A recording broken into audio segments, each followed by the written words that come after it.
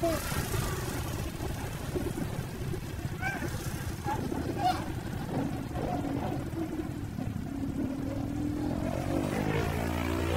ang araw at halatang medyo mabigat ang itinutulak niya at isa pa, paahon pa sa tulay.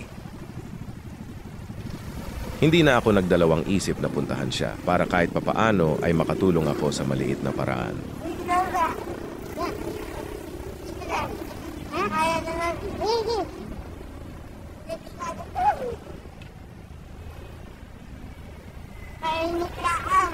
Dito ko naisip na napakaswerte ko pa rin sa buhay. Araw-araw man akong kumakayod at nahihirapan sa pamumuhay, masasabi ko pa rin na nagpapasalamat ako sa may itaas. At habang kaya kong tumulong sa kapwa, hindi ako mag-aalinlangang gawin ito sa abot ng aking makakaya.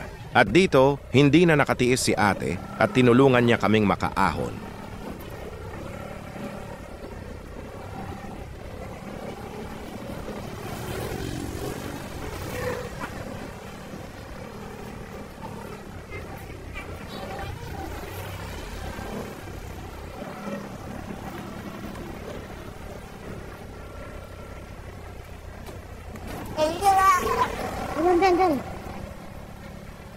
At dito, nakita kong medyo nakaahon na at meron pa akong booking. Ingat ah.